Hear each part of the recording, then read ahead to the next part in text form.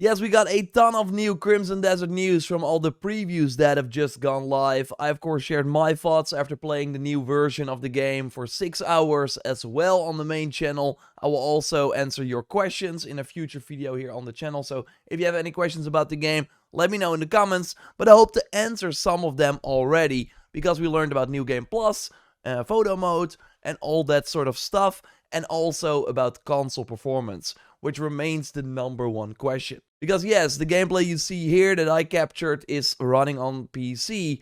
It's like 4K 60 FPS. I had almost no issues, but it was like a very beefy PC. So I don't really worry about the PC performance, but what will it be like on the PlayStation 5, PS5 Pro, and maybe more interestingly, Xbox Series S? Well, we got some new info that is hopeful, to say the least, but I want to go over some other systems first. So don't expect, for one, a photo mode at launch. Arctix in his video was able to get some confirmation on these systems, and they basically said that they want to maybe add it later on. So it might be coming later down the line. So during my preview event, there were sadly no developers on site. It was in Amsterdam, but I think in the US there were some developers, so that's why they got some extra information. Also, New Game Plus is something they will look at later, but of course this game is gonna be massive. This is like the world map that I recorded, for example.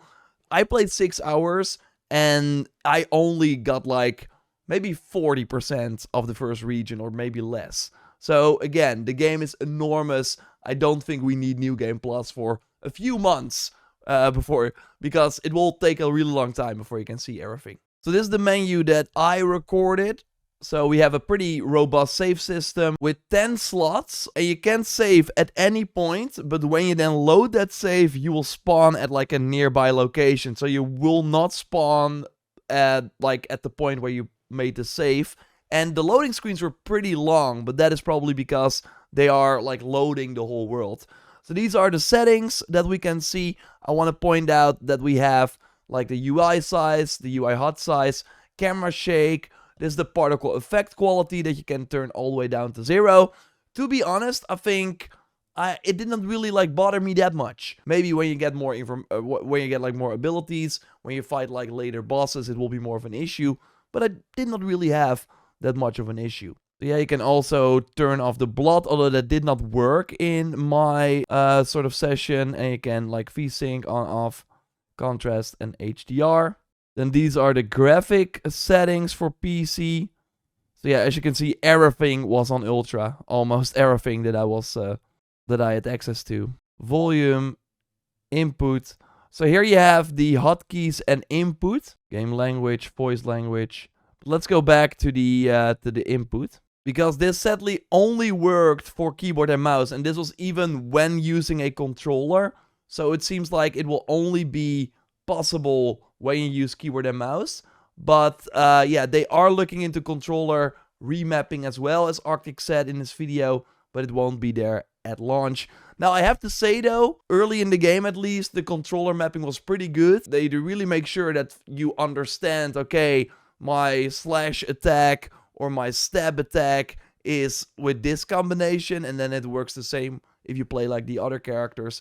So I really think it's like a muscle memory. You have to kind of understand the game, and then you will get better at it. But I do think though that if you at one point drop the game for whatever reason and then come back later, then it will be very hard to understand the controls again, because there will be a ton of skills. They all have different button combinations. It's not like an active skill system where, yeah, you simply choose an ability, like in Odyssey, for example. You really have to know the button combinations. And if you're only playing Crimson Desert and there's no like time in between, I think you will be fine. But if you, like, for example, do not play for a week, then it will be very hard, I think, to pick back up. Another cool thing is in regards to the pets. So Fighting Cowboy mentioned this in his video, and all the videos I mentioned, I will leave a link to them in the video description.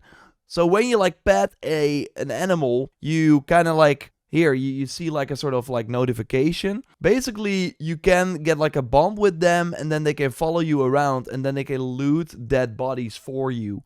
So it seems that petting will be very important too, or maybe there will be other ways as well. to create a bond with different animals, and they can basically have a companion that will follow you around and loot dead bodies, which sounds really cool. But yeah, the question still remains, what about console footage? Because again, all the gameplay you've seen up until this point, apart from that one state of play trailer, has been recorded on PC.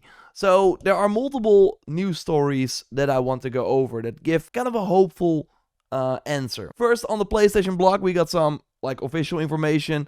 With an enormous, gorgeous open world, Crimson Desert can be pretty graphically demanding, and Pearl Abyss will leverage the PlayStation 5 and PS5 Pro to help deliver some impressive visuals, particularly at long distances. The PS5's SSD is key for streaming the huge world for a start, and developers will make heavy use of the PS5 Pro's high CPU frequency mode to make viewing and moving through the world as seamless as possible. Pearl Abyss has also told me it's optimized Crimson Desert for the PS5 through a number of features to help maintain all that detail at its large scale, making use of the geometry shader over subscription and the NGG culling to render slots of elements without losing detail. On PS5 Pro, the recent upgrade to PlayStation Spectral Super Resolution, so PSSR, makes it possible for Crimson Desert to hit 4K resolutions at higher frame rates. So it does seem that at least on the PS5 Pro, 60 FPS will be possible thanks to that new PSSR that Resident Evil 9 is also using, although it's not out yet. We need to wait for an update. Ray tracing capabilities make lighting effects more realistic and natural. So on PS5 Pro, it should look pretty good, but we're worried about base PS5, of course. And then they talk about like the DualSense that adds a lot to the experience.